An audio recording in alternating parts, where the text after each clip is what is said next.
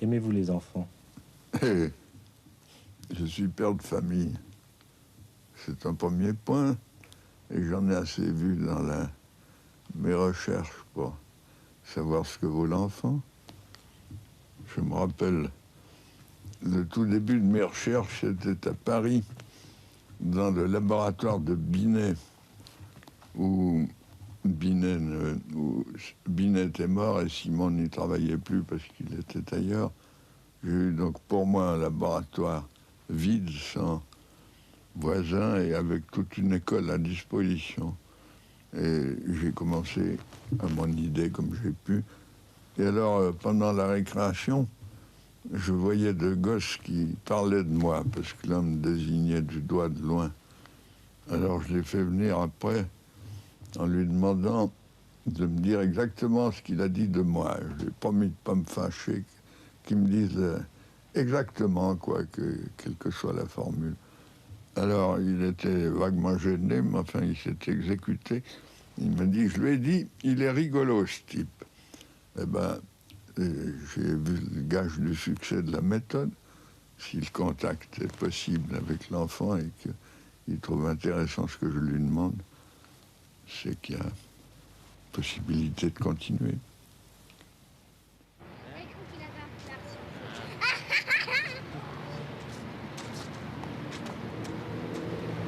Qu'est-ce que vous foutez? Viens, gagne-ton! Regarde, il te regarde le signe, hein? Il aimerait manger quelque chose.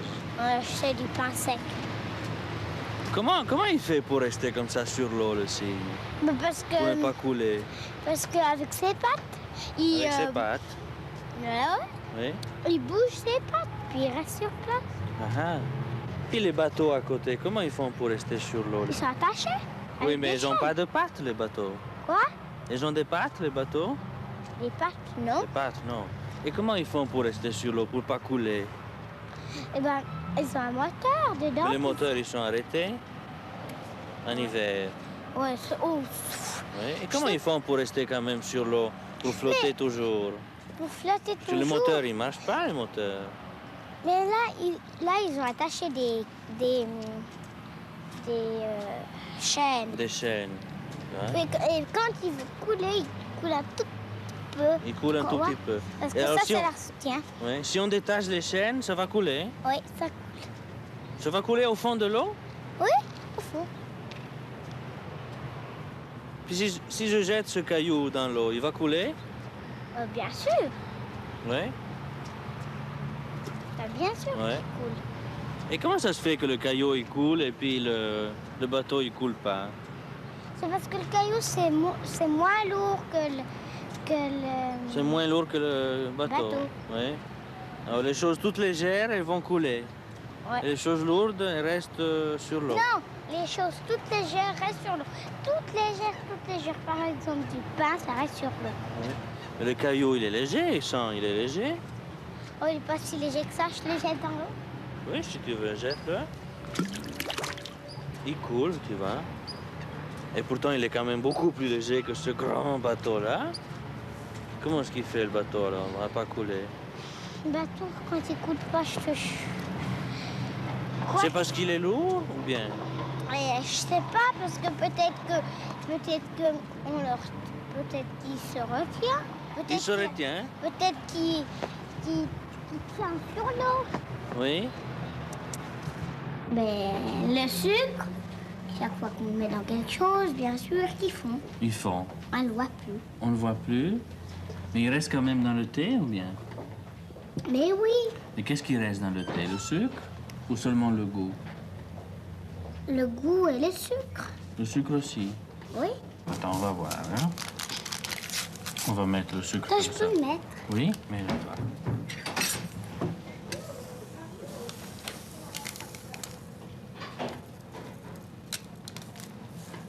Tu vas Voilà. les voir. On le voit. Puis maintenant, tu remous. Renu. Remue. Comment on dit? Remue? Renuer. Renuer? Renifler? Renuer. Remuer? Et tu vois, on les voit plus. Voilà, on ne les voit plus du tout. Où est-ce qu'elles sont allées alors, toutes les petites graines de sucre? Mais écoute, elles ont fondu maintenant. Elles ont fondu, donc il n'y a plus? Non. Il n'y a plus de sucre dedans? Non, mais on sent le goût. Ah, on sent le goût, mais les petits morceaux, ils sont tous partis. Oui. Alors maintenant, tu essaies de boire et tu verras, ce sera sucré. Oui, tu crois? Alors, bois.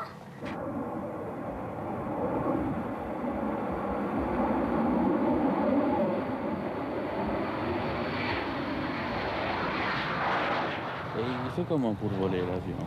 L'avion, ben, je sais pas, moi, il a un moteur. Il a un moteur, oui. Bah, Et ça évidemment. suffit pour voler? Mais il faut encore qu'on ait les clés, qu'on peut conduire, non? Ah oui. Mais alors une voiture, elle a un moteur aussi, hein? Mais bien sûr. Oui. Et pourquoi les voitures, elles volent pas alors? Et parce qu'elles volent pas des voitures, elles ont des roues, c'est comme les avions, mais elles volent pas, elles ont pas des trucs comme ça. Ah, des trucs comme ça? Oui, bon. Des ailes. C'est des ailes, oui. Alors les avions, ils volent parce qu'ils ont des ailes? Oui. Mais non, c'est parce qu'ils ont un moteur. Ben oui. Ben, un moteur qui fait voler. Oui. Ah. Et les voitures, ils ont un moteur qui fait pas voler? Bien sûr. Mhm. Puis les oiseaux, comment ils font pour voler? Ils ont Oh, pas de les moteur? oiseaux, ils ont des ailes qui bougent, bon. Ah. Mais je veux dire, non, tu a as pas- pas vu des oiseaux qui volent, non? Mais oui, on en a Ah, pas, pourquoi tu regarde me là, demandes les encore oiseaux. ça? Oui. Et si on faisait un avion avec les ailes qui bougent? Eh ben, ils pouvaient pas voler. Il pourrait voler quand même. Non, Pourquoi non. pas? Parce qu'ils pourraient pas. C'est comme ça. Pourquoi elle tourne? Je sais pas, à cause du vent. C'est le vent qui l'a fait tourner? Bien sûr, c'est du vent. Ah. Puis le vent, ça vient d'où le vent? Le vent, ça vient des arbres. Des arbres? Oui, bien sûr, monsieur. Comment ça? Explique-moi, comment ça vient des arbres? Mais quand les arbres se balancent, Ils font du vent. bien sûr. Si on a froid, c'est à cause du vent. Et puis comment ça se fait que les arbres se balancent? Pourquoi ils se balancent? Mais parce qu'ils ont envie de se balancer, je sais pas moi. Ah, ils ont envie de se balancer pour nous faire du vent à nous? Oui? Oui? Oui. Ah. Puis les nuages? Les nuages? Les nuages, elles font du vent aussi ou pas? Non. Regarde Non. l'avion là. Oh, il y a un petit avion qui va partir aussi. Non, il vient.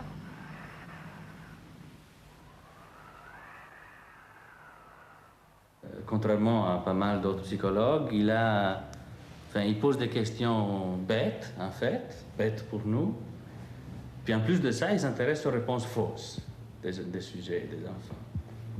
Des questions bêtes parce que si vous demandez à quelqu'un dans la rue si on prend deux baguettes égales, puis on les déplace dans l'espace, on en met une plus loin, l'autre plus près, et vous demandez si les deux sont toujours longs, la même chose, ben, un adulte va vous dire, mais enfin, évidemment, quoi, c'est quoi comme question? Alors que pour le gosse, c'est pas du tout évident, et lui, il va se poser des questions par rapport à ça. Donc une question qui, à l'adulte, apparaît bête, ce n'est pas nécessairement le cas pour l'enfant. Et puis deuxièmement, s'intéresser aux réponses fausses, ça veut dire essayer de comprendre quel est le raisonnement propre à l'enfant, sa propre vision du monde. Les autres parties qui dépassent, là... Vous servez presque jusqu'au bout, vous servez jusqu'à là. Oui. Vous savez Non, les mais préparer?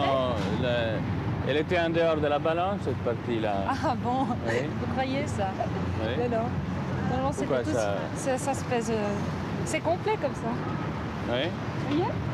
Même si ça dépasse, ça fait Bien sûr, rien. même si ça dépasse. Bon. Vous êtes en train de me chicaner là. Je crois que celle-là, elle va être en bas.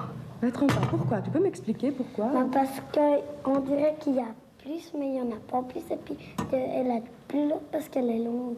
Oui. Et puis pourquoi tu crois qu'elle va aller en bas? Parce qu'elle est un peu plus lourde que ça, peut-être. Et pourquoi elle serait plus lourde, tu penses? Si on la met dessus, Parce puis on qu'elle est pèse. longue. Et puis si on veut avoir de nouveau le même poids, qu'est-ce qu'il faut faire, tu crois?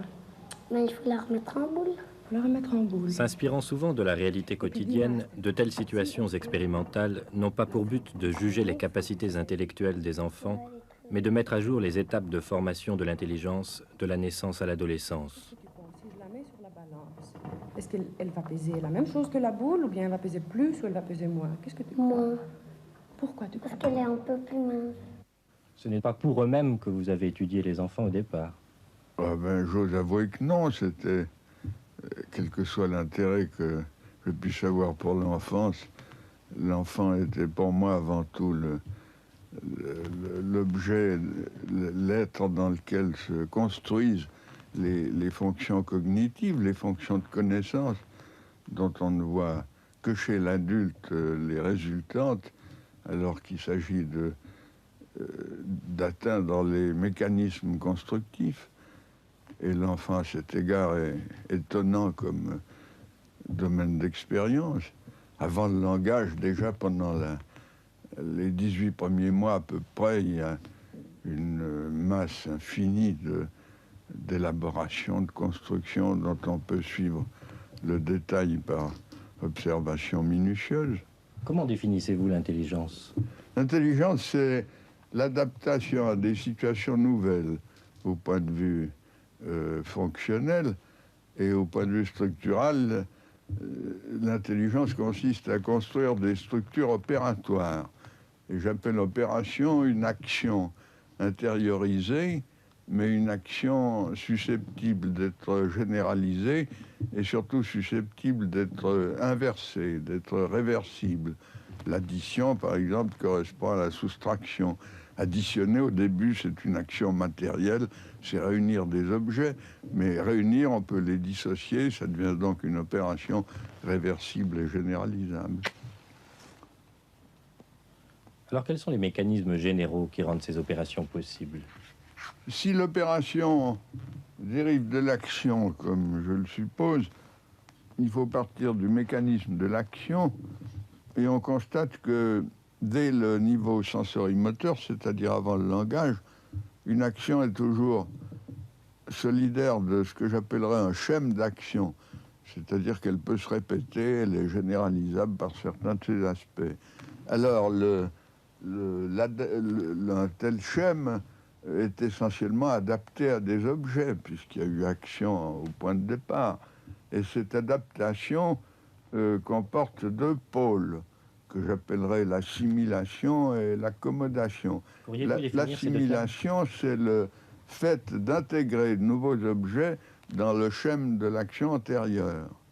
Par exemple, un enfant, un bébé de 1 an, découvre qu'en tirant sur une couverture, il peut rapprocher de lui l'objet qu'il désire et qui est à l'autre bout de la couverture. Et il va, en présence de autre chose qu'une couverture, un coussin, un carton quelconque, l'utiliser également comme support qu'on peut tirer. J'appellerais ça de l'assimilation. La situation nouvelle est assimilée aux situations antérieures qui ont donné naissance au schème. Mais une assimilation n'est jamais, ou du moins exceptionnellement, une répétition intégrale. Si la situation est nouvelle, il faut modifier tant soit peu le schème. Et alors j'appellerais accommodation le fait que la situation nouvelle ou l'objet nouveau oblige à certaines modifications du schème. Par exemple, le schème de la préhension, quand le bébé commence à prendre ce qu'il voit devant lui, il fera d'autres mouvements pour prendre un gros objet ou un petit objet. Ça, c'est de l'accommodation à la situation présente. Assimilation, accommodation, ce sont des termes plus biologiques que psychologiques. Oui, mais c'est que l'intelligence étant une adaptation, c'est un cas particulier de l'adaptation biologique. La naissance n'est pas un commencement absolu et le développement de l'intelligence ne part pas d'une table rase. Ainsi faut-il remonter le cours de l'évolution biologique pour en trouver les sources. Tout organisme vivant intègre en les transformant les substances qu'il prélève dans le milieu ambiant et qui sont nécessaires à sa croissance. Mais il doit s'accommoder en retour aux conditions offertes par ce même milieu. De même, la jeunesse de l'intelligence apparaît-elle comme une adaptation toujours plus précise à la réalité, comme un équilibre chaque fois détruit et chaque fois retrouvé entre l'homme et l'univers. Toute l'évolution de l'intelligence peut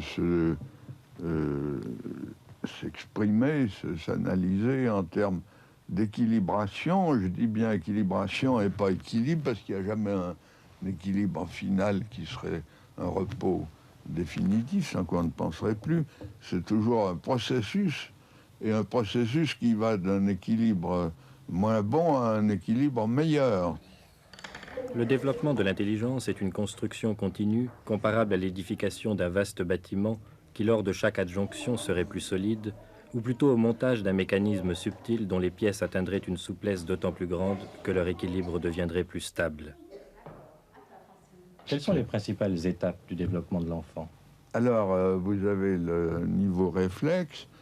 Ensuite, vous avez par assimilation au schème réflexe, donc par intégration d'objets nouveaux, la formation d'habitudes nouvelles. Par exemple, sucer son pouce, qui est un dérivé du réflexe de la tétée et de la succion, ça va sans dire.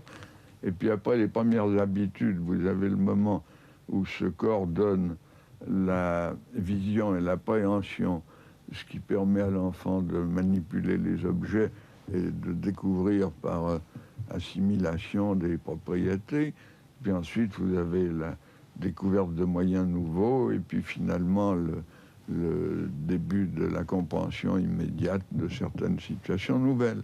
Alors là, le langage devient possible et commence une seconde période, vers 1 an et demi, 2 ans, qui est ce que j'appellerais la période représentative, parce que cette fois, c'est plus simplement de l'action sensorimotrice, donc perception et mouvement, et un point, c'est tout, mais il y a en plus l'intériorisation des actions sous forme de représentation, de pensée, mais une pensée qui, entre 2 et 7 ans en moyenne, reste préopératoire.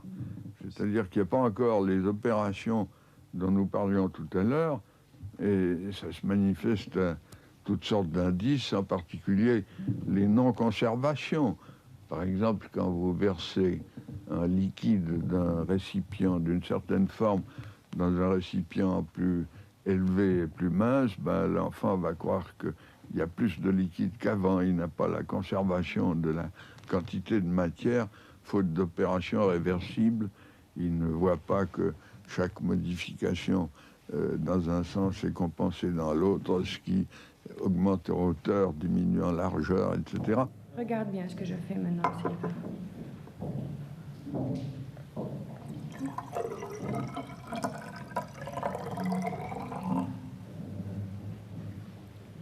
Maintenant, si moi je bois le sirop vert et toi le sirop rouge, est-ce qu'on boit tous les deux la même chose de sirop ou est-ce qu'il y en a un qui boit plus? Il y en a un qui boit plus. Dis-moi, qui c'est qui boit plus? Celui-là, c'est moi qui bois plus. Comment tu sais, Sylvain? Pourquoi? Je vois. Au niveau des opérations, il va découvrir tout ça, et alors entre 7 ans et 11-12 ans, vous avez une grande période extrêmement fructueuse au point de vue de l'intelligence, qui est la formation de toutes les opérations que j'appellerais concrètes. C'est-à-dire qu'elles ne fonctionnent qu'en présence d'objets manipulés par l'enfant lui-même, ou bien dont les manipulations sont faciles à imaginer. Regarde maintenant ce que je vais faire.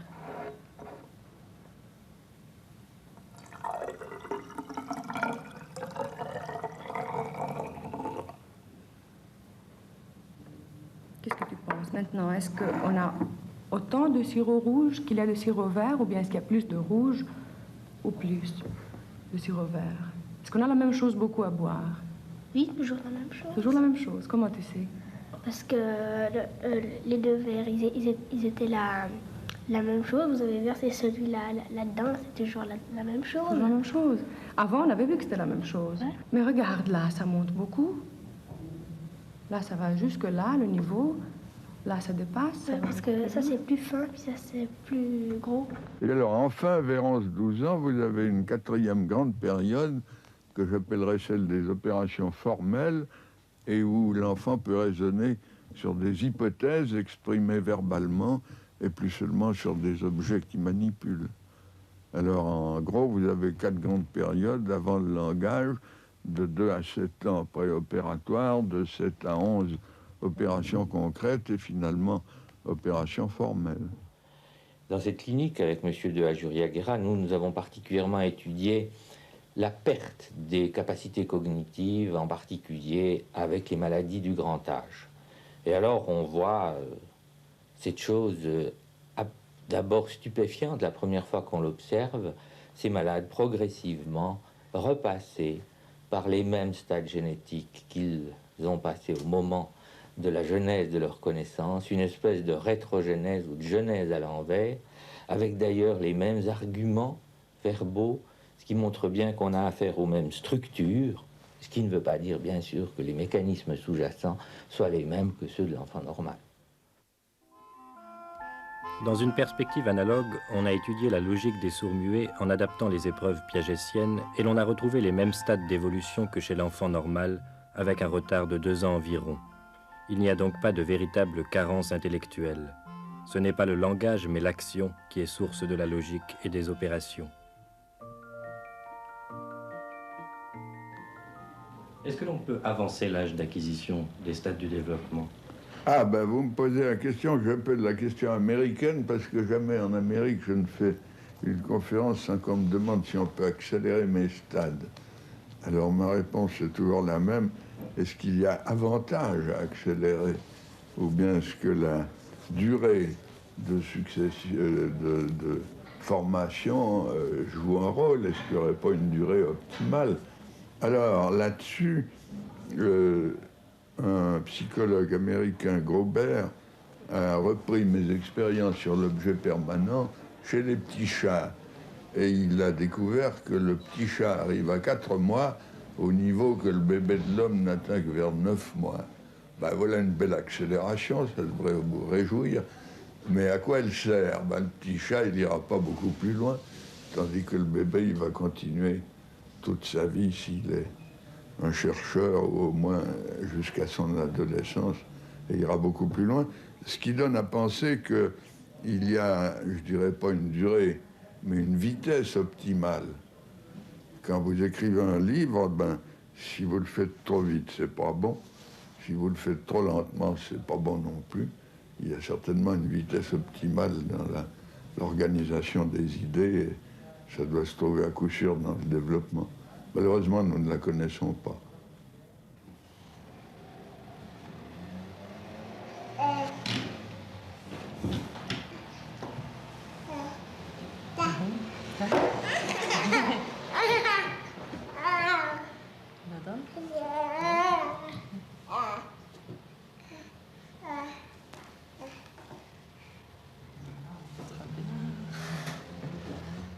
Revenons au nourrisson.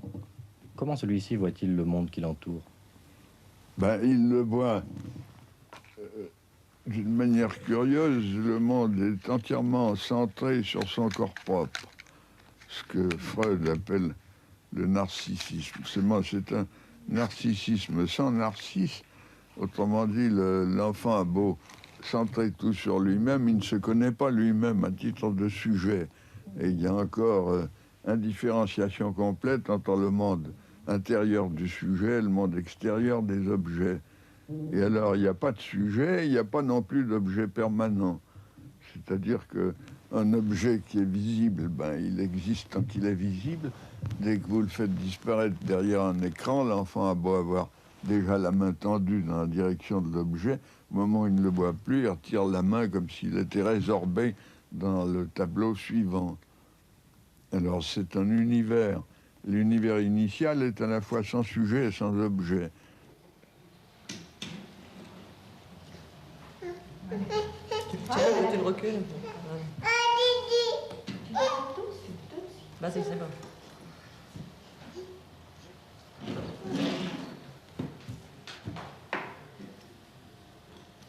Tu tiens?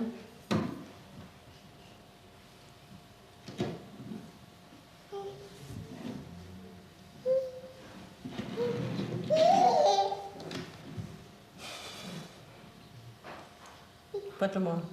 Oui. Cache-toi. Tu le tiens. Cache-toi.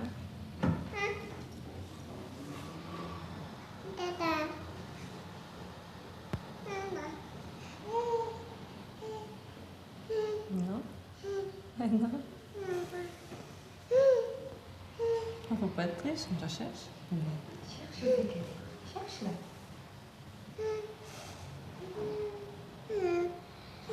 Dans quelles circonstances avez-vous été amené à étudier l'objet permanent pour la première fois? Bah, la première fois, c'était un hasard heureux. J'étais à Paris chez ma grand-mère en train de travailler dans une grande salle et on m'avait confié à surveiller un bébé qui était un petit cousin et il s'amusait il marchait à moitié debout, à moitié à quatre pattes et il s'amusait avec une balle. Alors la balle, à un moment donné, a roulé sous un fauteuil. Il est allé la chercher, pas de problème parce qu'elle était visible. Après quoi, la balle a roulé sous un canapé qui était bas avec des franges. Il l'a cherché là, mais comme on n'y voyait rien sous le canapé, il ne l'a pas vu. Alors je l'ai vu se relever et sans hésiter aller directement au fauteuil pour retrouver la balle sous le fauteuil, puisqu'une fois elle avait été sous le fauteuil. Alors, c'est un début de permanence, c'est entendu, mais encore lié à l'action propre, l'objet est là où l'action a réussi, et indépendamment du groupe des déplacements dont je parlais tout à l'heure. Alors, je me suis dit, quand j'aurai des enfants, la première chose à faire est d'étudier les étapes de cette permanence de l'objet qui n'a pas l'air inné du tout, comme elle l'est chez certains animaux, mais qu'il s'agit de construire. Cette scène, des centaines de milliers de gens l'avaient vue avant vous. Et ils n'en avaient rien tiré. Ah ben écoutez, le hasard ne fait jamais rien en science si on ne se pose pas des problèmes. Le hasard est instructif dans la mesure où on a des questions préalables. Il en va donc du chercheur comme de l'enfant pour lire le réel. Ah bien entendu. Il faut l'intégrer dans bien les entendu, structures. n'est-ce pas? C'est pas la pomme qui est tombée à côté de Newton qui a produit la gravitation, sans quoi Adam aurait déjà pu la découvrir en voyant tomber des pommes. L'intelligence propre aux 2 premières années de la vie ne porte que sur la coordination des actions, elle n'est que pratique. Le primate se situe sans doute à ce niveau.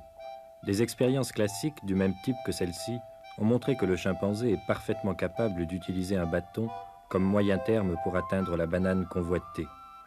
Tout comme le bébé de 10 mois, il sait aussi retrouver une bille dissimulée sous un écran, malgré les inversions de position. Les débuts donc sont prometteurs, mais ensuite tout se bloque, il n'ira pas plus loin. Ce qui lui manque, c'est la fonction sémiotique. Grâce à l'image mentale, au langage, le bébé va pouvoir intérioriser ses actions sous forme de pensée, et cette possibilité de représentation lui ouvrira des perspectives presque illimitées. Le primate, quant à lui, reste à la frontière. C'est pour lui d'ailleurs que ce dispositif a été imaginé avant d'être étendu aux enfants. Dans cette situation, la découverte de l'objet caché sous un écran pose des problèmes complexes et exige une sorte de reconstruction. S'il n'y a que 2 boîtes disposées symétriquement sur le cylindre, l'enfant peut en suivre les déplacements. Aussi n'éprouve-t-il aucune difficulté à retrouver la bille.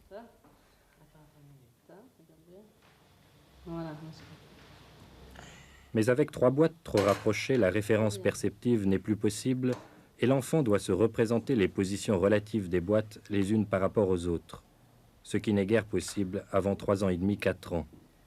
Même si l'on place la bille dans la boîte du milieu, cet indice absolu pour l'adulte n'en est pas un pour lui. Ainsi, la notion d'un objet situé entre 2 autres, si primitive soit-elle, n'a rien d'inné et doit être construite.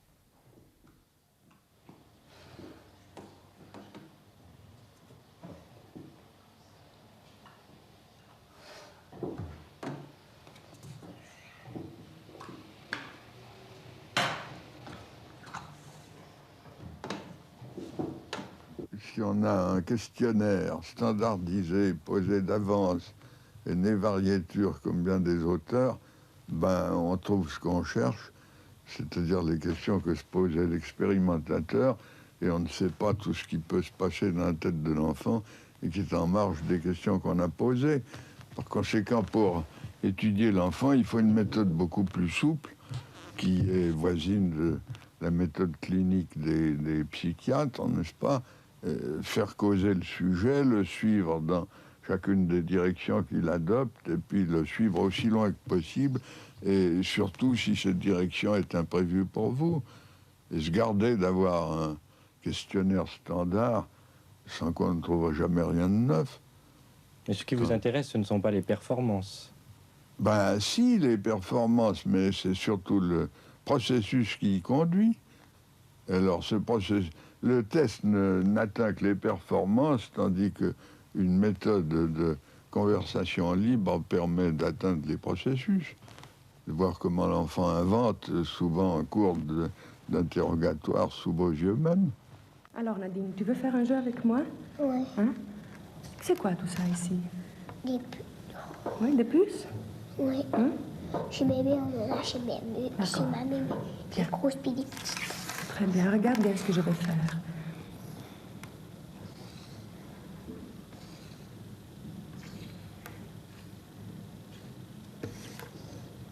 Tu as vu?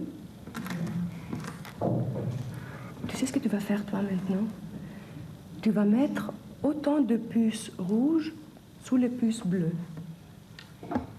La même chose beaucoup, hein, qu'il n'y ait pas plus de rouge, pas plus de bleu.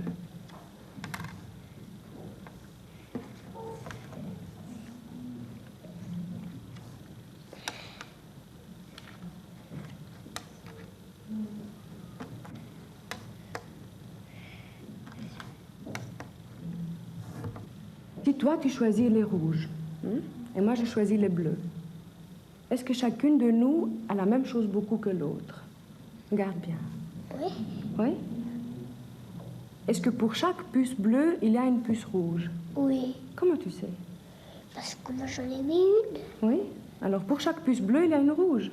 Oui. D'accord. Regarde bien maintenant ce que j'ai fait, hein? Regarde bien.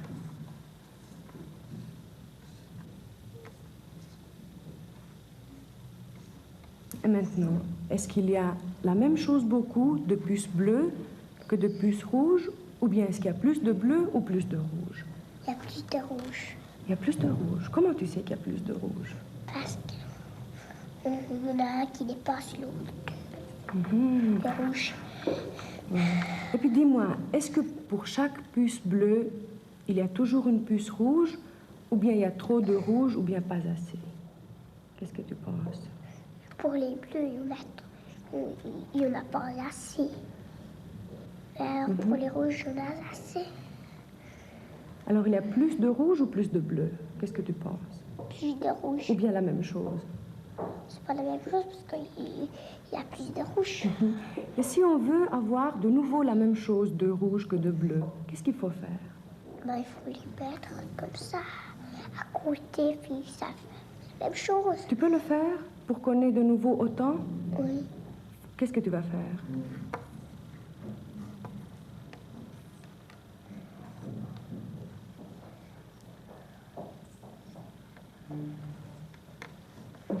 Maintenant, on a la même chose de nouveau. Oui.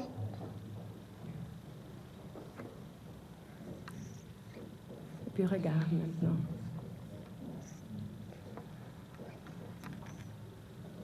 Maintenant, qu'est-ce que tu penses? Est-ce qu'on a autant de bleu que de rouge, ou bien on a plus de bleu, ou bien plus de rouge? Ben, il manque un peu de rouge. Il y a peu de rouge. Pourquoi? Parce que ça fait plus petit que le bleu. Ça fait plus petit que le bleu. Mais dis-moi, Nadine, est-ce que pour chaque puce bleue, ici, on a une puce rouge? Non. Et pourquoi on n'a pas pour chaque puce bleue une puce rouge? Comment tu sais? Bon, parce que il est trop petit.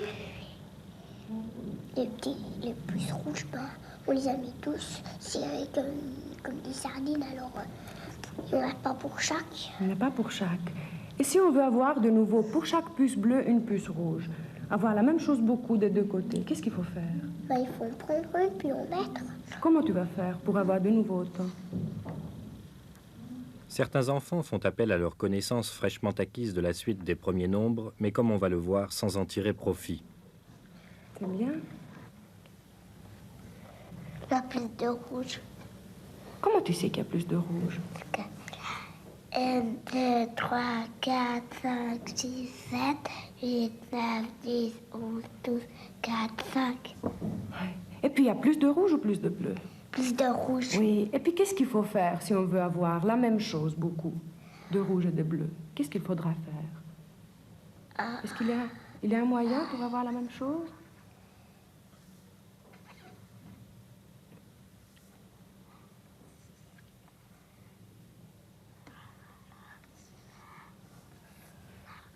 Oui.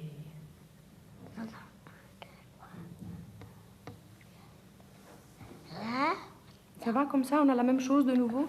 Comment tu as fait pour faire la même chose? Je fais ça. Pour Béatrice, le nombre n'est pas encore moyen de comparaison, mais simple récitation. Cela dit, l'attitude de ces enfants est paradoxale.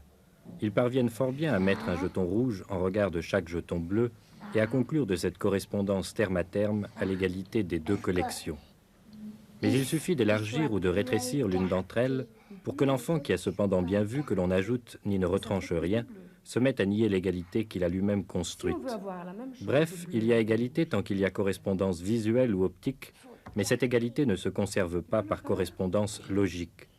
D'où l'intérêt exclusif porté aux frontières et au dépassement, l'enfant ne mettant pas encore en relation la longueur de la rangée et les intervalles entre les jetons. Il n'y a pas encore d'opération rationnelle, mais simple intuition. Bravo, Béatrice. On fait pas Très bien cela. joué. Ceux-là, on les a laissés, on a joué seulement avec ceux-là. C'est l'intelligence naturelle de l'enfant qui vous intéresse. Comment parvenez-vous à la distinguer de ce qui est appris, à l'école par exemple? Oh, mais ça, on le voit tout de suite. Dans une interrogation d'enfant, ben, tant qu'il est spontané, il a un tout autre ton, une toute autre allure. Quand il se met à utiliser des notions scolaires, c'est curieux, mais même sa voix change. Et puis, d'après ce qu'il dit, alors on voit tout de suite. Par exemple? Et, ben, par exemple, nous avions fait des recherches sur ce que devient un morceau de sucre une fois fondu, et ce qui reste sous forme de petits grains dans l'eau, etc. Ben, une réponse fréquente était ça devient liquide. Ça devient des tout petits grains, mais eux se liquéfient. Alors, je me rappelle deux gosses qui avaient des connaissances acquises au dehors. Un m'a dit, je sais bien ce que c'est des atomes. Je dis, très bien, alors qu'est-ce qui devient de ces atomes quand on ne voit plus rien? Ben, ils deviennent de l'eau. Et puis un autre m'a même dit, puis les atomes, il y a encore plus petit, il y a des neutrons. Il connaissait le terme de neutrons, il avait 6 ans, quelque chose comme ça. Je dis, parfait, alors ces neutrons, qu'est-ce que ça devient? Ben, ça devient de l'eau. Autrement dit, le vocabulaire était autre, il récitait quelque chose sur ce point, mais ça ne changeait rien à la manière de raisonner. 1, 2, 3. Quoi de plus enraciné dans tous les actes de notre vie quotidienne que la mesure? Quoi de plus naturel en somme? Pourtant, savoir reporter un étalon autant de fois qu'il est nécessaire sur une surface à mesurer n'est pas un cadeau du bon Dieu, mais le fruit d'une lente élaboration. Historique d'abord, ces arpenteurs égyptiens sont encore de bien piètres géomètres, et la découverte progressive par la société humaine d'une mesure rigoureuse, l'enfant doit la refaire en quelque sorte pour lui-même. On dirait que c'est une tour qu'on a mise sur une colline. Ouais, elle tient. Et alors, toi, tu peux construire ici, dans le pré, une tour exactement de la même grandeur que celle-là. Ouais. Alors, je te donne tout ça. Tu peux faire tout ce que tu veux. Vas-y. Tu construis là.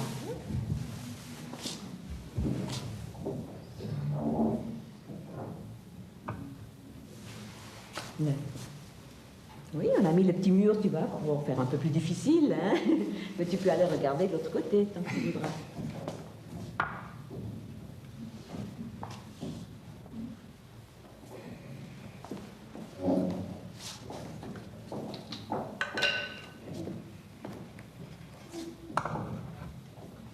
Et sans aller regarder, tu pourrais construire de la même grandeur? Tu crois pas?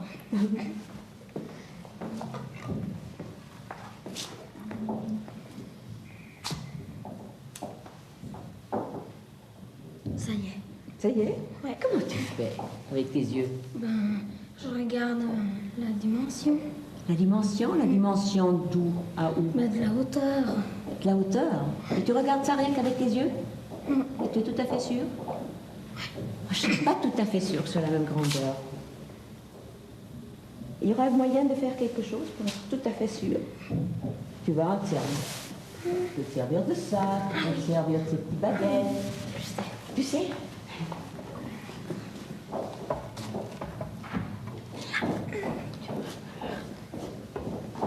Non, c'est pas encore de la même hauteur. Presque, hein?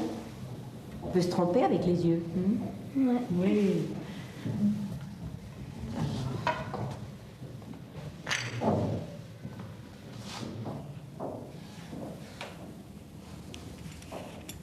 Je vais compliquer un peu les choses.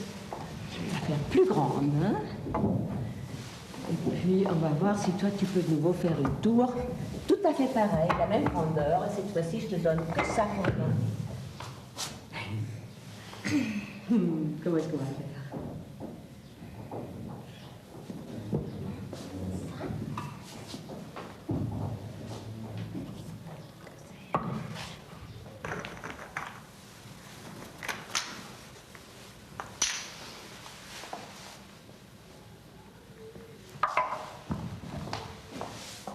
Là.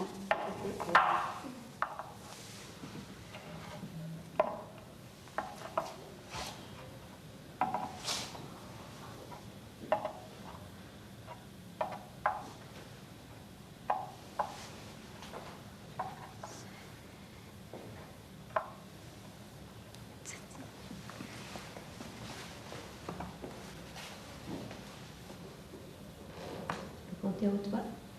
2, 3, 4, 5, 6, 7. Elle est plus grande, celle-là. Plus grande, hein? Ah bon, bah, tu as trouvé un truc, hein, pour mesurer. Vous avez pu voir que Patrick découvre effectivement la possibilité de construire un mesurant. Vous avez vu que d'abord, il s'était servi une baguette qui était plus longue que la tour modèle. Il a su, avec ses doigts, marquer la hauteur du modèle et transporter alors son mesurant sur sa propre construction pour se rendre compte que sa propre construction n'était pas d'égale hauteur que la tour modèle. Patrick a fait mieux encore. Patrick était aussi capable de prendre un tout petit mesurant quelconque et de le déplacer autant de fois qu'il était nécessaire, d'abord sur sa tour modèle et ensuite sur sa construction. Donc là, c'était véritablement la découverte. Ça va, celle-là? Ou ça va pas très bien? Pourquoi pas? Parce que c'est trop petit. Parce qu'elle est trop petite? Et celle-là, tu crois que ça va? Elle est trop grande. Elle est trop grande. Ça va pas. Ça va pas. Tu peux pas s'en servir. Alors, qu'est-ce qu'on va faire? Et avec ça, on pourrait? Non, c'est trop petit. C'est trop petit. Et avec tous les petits, là, est-ce qu'on pourrait? Faire une grande colonne? Ah, vas-y.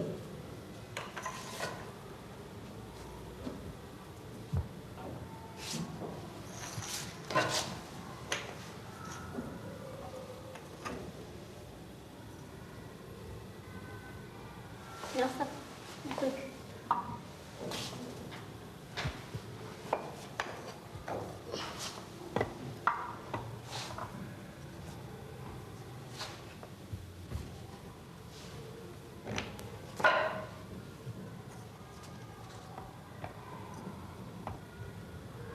Oui, on peut. Et maintenant, on sait que c'est la même grandeur que là-bas? Oui. Danielle, à l'âge de 6 ans, elle ne pouvait pas encore se servir d'un mesurant plus grand ni plus petit, comme elle a dit. Et Danielle, qu'est-ce qu'elle a fait?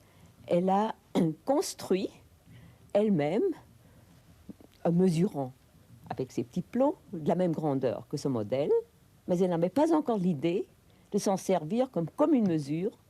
Elle ne l'avait pas encore transporté sur sa propre construction. Ça, c'est encore une autre possibilité. Seulement, ce qui arrive aux petits, c'est que lors du transport, ils écartent les mains, ou tout simplement, certains enfants les mettent dans les poches. Donc, il n'y a pas encore une conservation du mesurant. Oui? Tu sens ça dans tes mains? Voilà. Voilà, tu crois que c'est la même grandeur? Non. Non? Certains même disent, mais je l'ai gardé dans mes yeux. Et ensuite, je regardais de nouveau et je l'ai eu dans mes yeux. Alors je sais, même si les différences sont assez considérables. Tu crois que ça y est? Oui. Oui? C'est la même grandeur? Oui. La même grandeur, la tour rouge, hein? Qui est la même grandeur dans les deux cas, hein? Oui, tu crois? Oui. Oui, tu es tout à fait sûr? Qu'est-ce qu'on peut faire pour être sûr que c'est la même grandeur? Regardez là.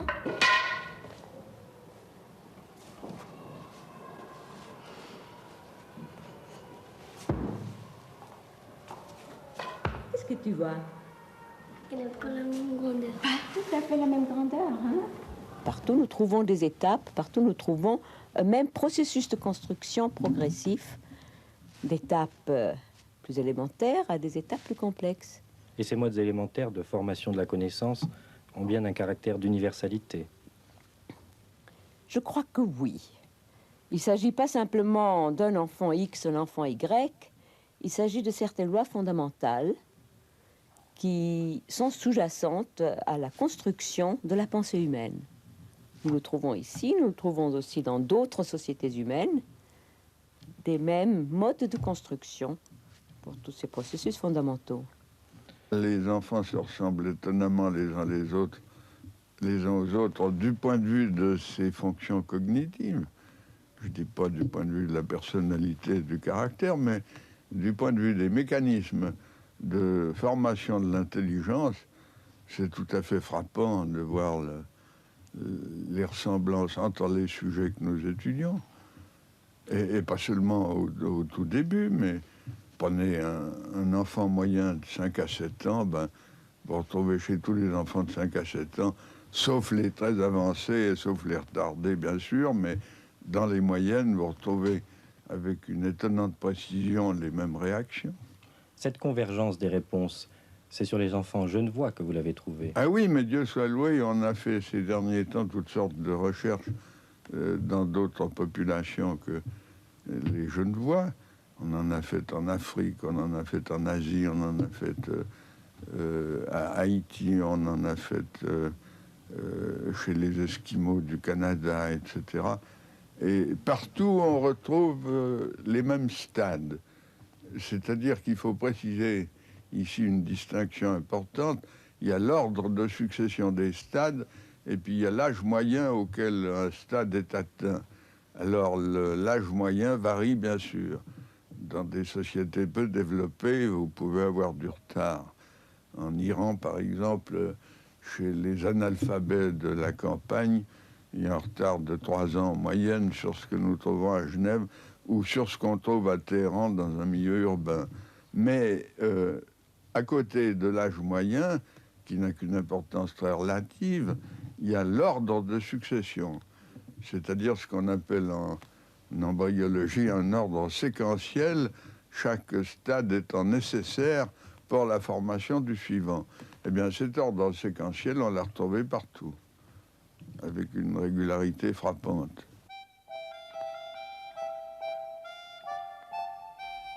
Les variations observées dans l'âge d'acquisition des stades de l'intelligence sont parfois fort instructives d'un point de vue sociologique. Ainsi, des recherches comparatives entreprises en Côte d'Ivoire ont-elles mis en évidence une plus grande précocité des enfants africains durant les 18 premiers mois de la vie. Cette motricité mieux développée, ils la doivent sans doute au fait qu'ils sont portés sur le dos et ont ainsi un contact immédiat avec la mère. D'une manière générale, ils sont sans doute plus actifs que nos bébés couchés dans un berceau. Dès la seconde année, par contre, le rapport se renverse, et le retard qui s'accuse tient bien sûr à la forme de culture dans laquelle ils baignent. Ces variations chronologiques ne cessent d'ailleurs de s'amplifier à mesure que l'on s'éloigne des origines. Ce fait suggère que la stimulation sociale prend une importance grandissante au détriment des autres facteurs de développement, à commencer par la maturation du système nerveux.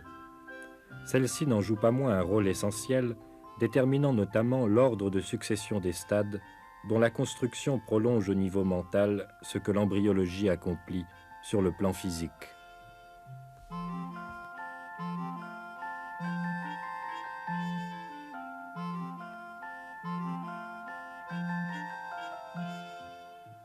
Ainsi, la diversité des formes de culture cache-t-elle une profonde unité de la logique humaine?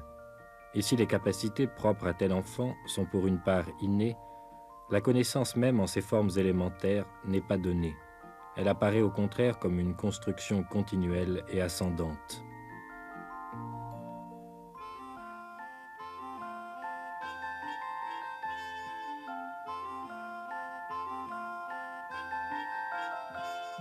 Est-ce que l'on peut étudier l'intelligence pour elle-même, sans faire appel à l'affectivité?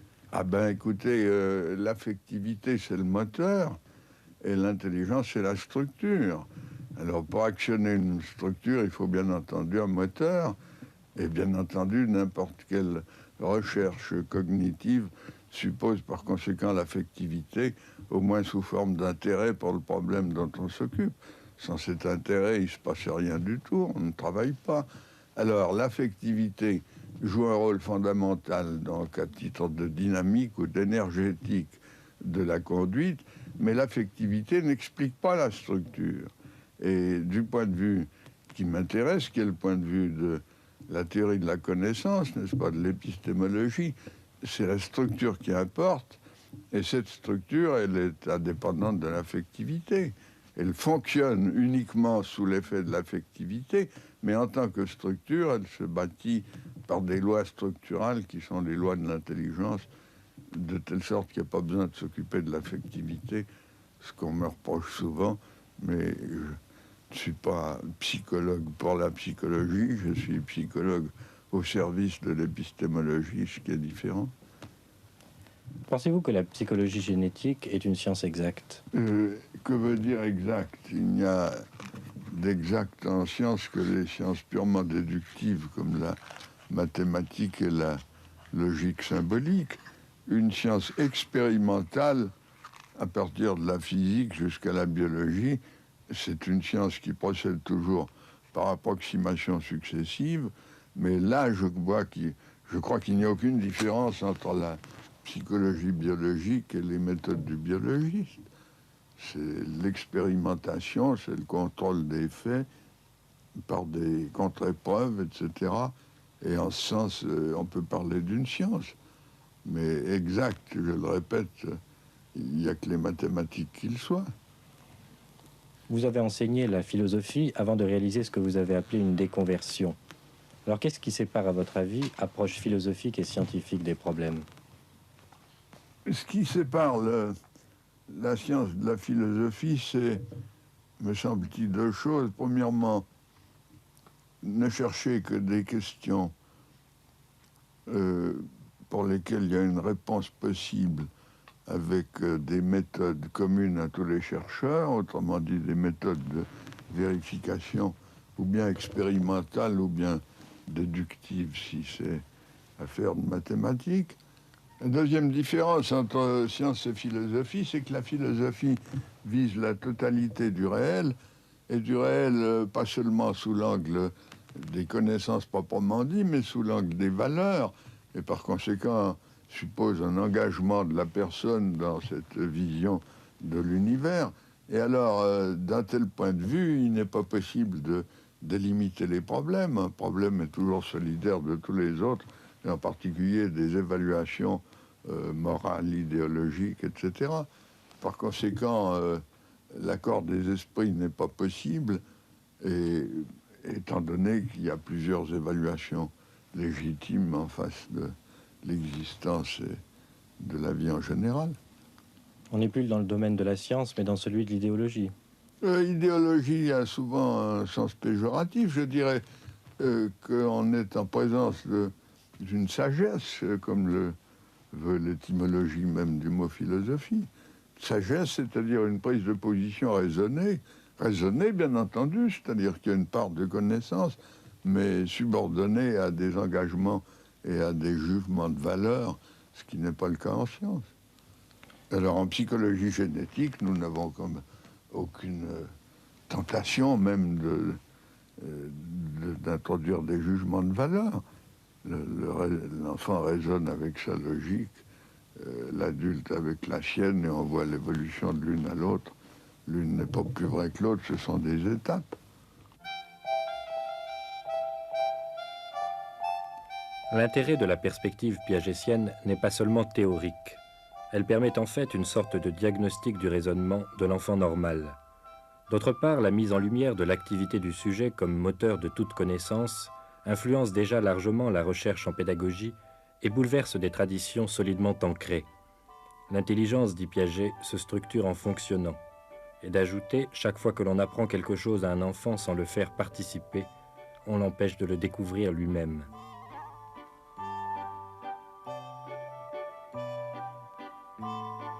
Je pense que ça dépend du but qu'on donne à l'éducation. Est-ce qu'on veut créer des esprits capables de nouveautés, d'invention, de construction, ou bien est-ce qu'on se borne à former des individus qui sont conformes à l'état actuel des choses et des connaissances et qui répètent simplement ce qu'on a déjà acquis? Alors, si le but de l'éducation est de créer des esprits constructifs, l'essentiel n'est pas tant la somme des connaissances acquises, mais la manière dont elles se forment et se construisent. Alors là, si vous donnez des leçons trop vite sur des points que l'enfant pourrait découvrir par lui-même, vous supprimez le facteur de création et de construction au profit du facteur de simple accumulation des connaissances. Mais l'accumulation des connaissances, on sait ce que ça vaut.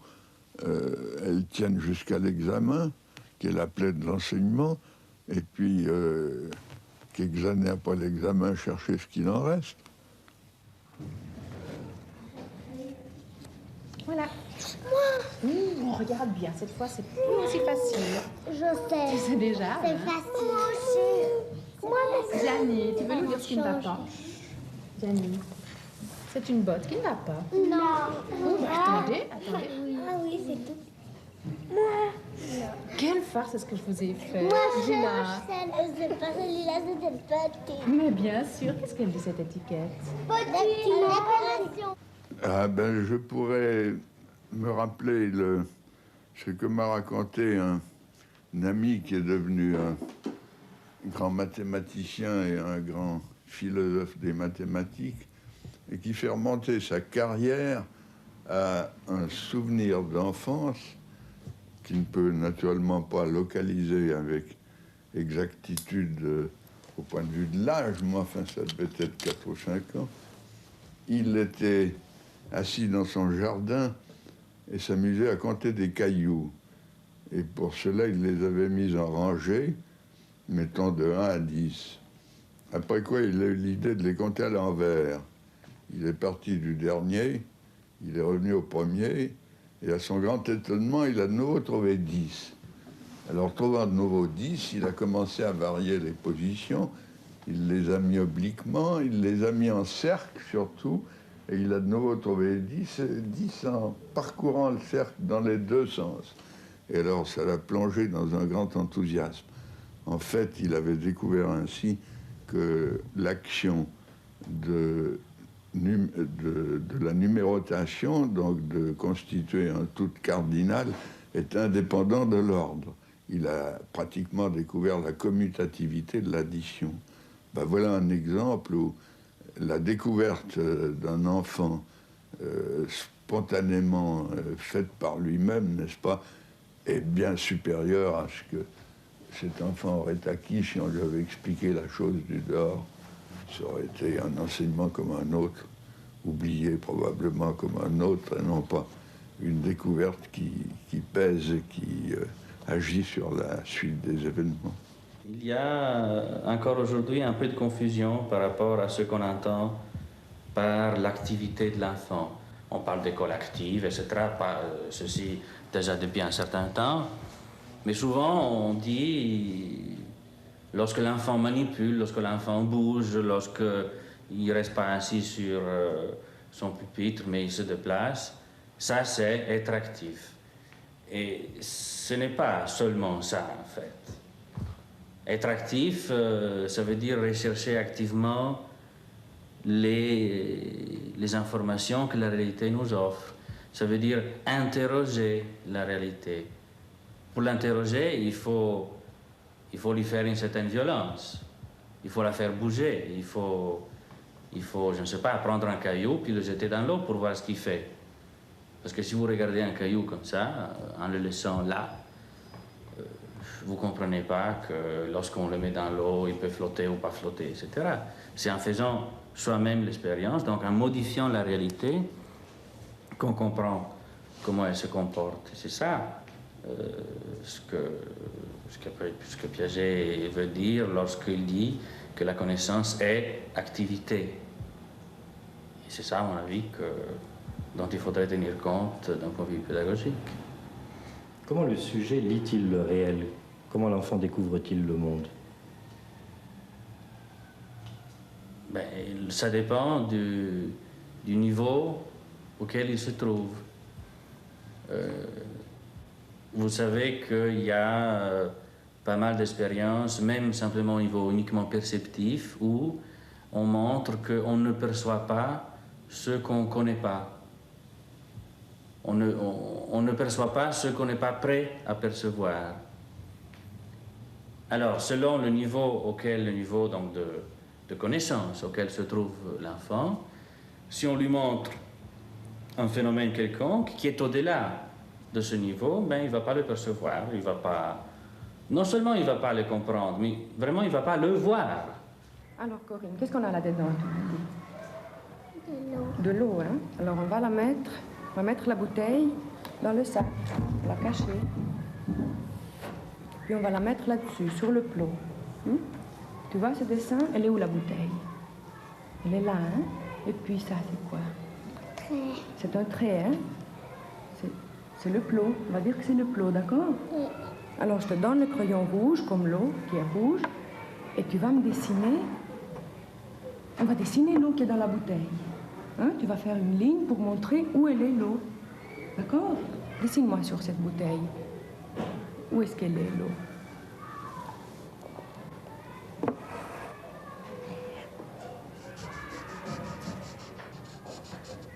Tu peux faire une ligne pour montrer jusqu'où elle arrive, l'eau? Jusqu'où elle arrive. Très bien. C'est très bien. Regarde maintenant. Tu vois la bouteille de nouveau, hein? Elle est comment cette fois, la bouteille? Elle est comme ça. Tu vois? Oui. Hein? Tu peux me dessiner une ligne pour montrer comment elle est l'eau dans la bouteille? Jusqu'où elle va? Comment elle est? Tu vois comment je tiens la bouteille comme ça? Très bien. Et puis l'eau, elle est où? Tu me montres juste, tu fais une petite croix pour montrer où elle est. Hein? Là, oui. Voilà. Je la pose comme ça cette fois, d'accord? Elle est comme ça. Alors tu vas dessiner de nouveau une ligne avec une petite croix pour montrer où elle est l'eau. Hein? Dessine-moi. Tu fais une ligne et puis la croix.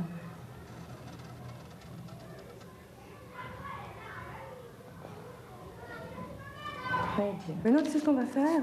On va enlever le sac de nouveau. On va voir l'eau. D'accord? Tu regardes très bien et tu fais une ligne de nouveau. Tu dessines l'eau.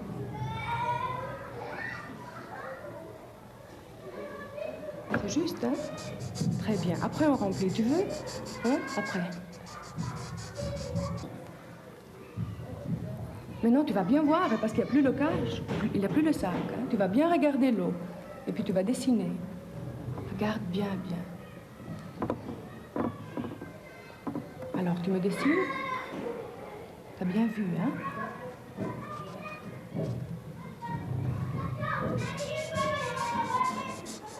Très bien. Tu tiens la feuille, moi je vais poser la bouteille. Comme ça, tu regardes bien, hein, parce qu'il faut copier maintenant.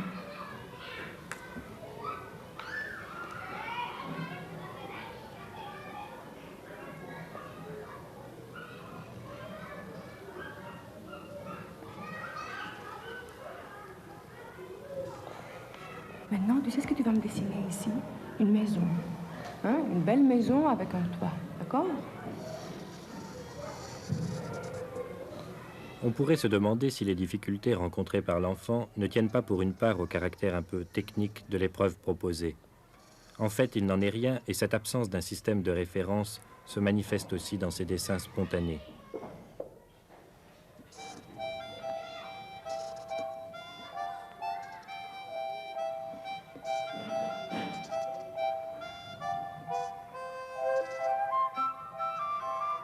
Qu'est-ce qu'on va mettre encore? Elle est très belle, mais qu'est-ce qu'on va mettre encore? Chenille, oui.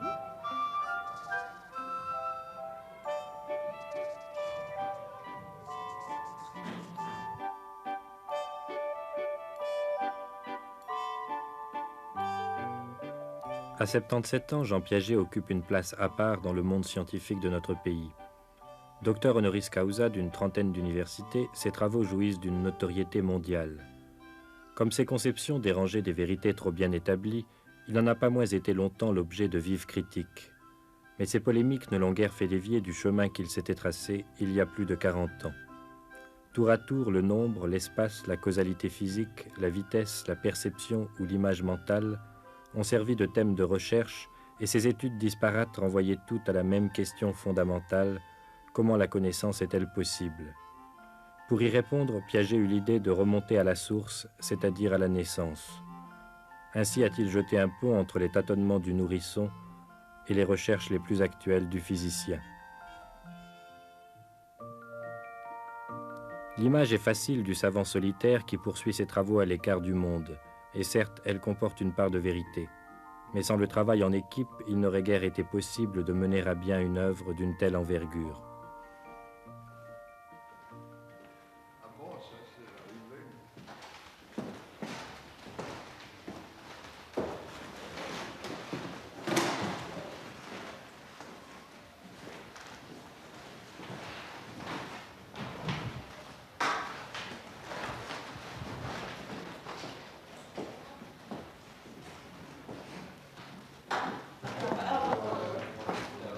Chaque lundi, Jean Piaget anime les réunions du Centre d'épistémologie génétique qui continue de représenter une aventure intellectuelle unique en son genre.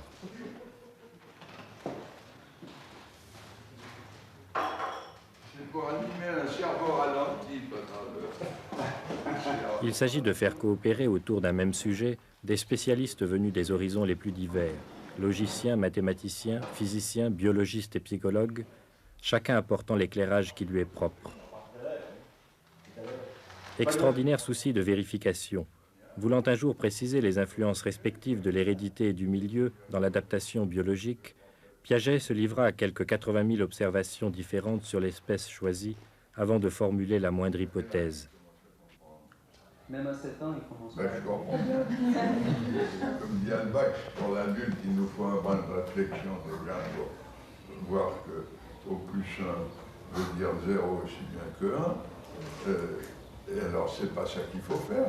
C'était utile peut-être d'avoir fait l'analyse linguistique, mais ce qu'il vous faut faire, quand votre maman sort et revient avec quelque chose à distribuer, qu'elle distribue d'une manière telle que ça réalise votre plus 1 ou au moins 1, et vous demandez à l'enfant de l'écrire.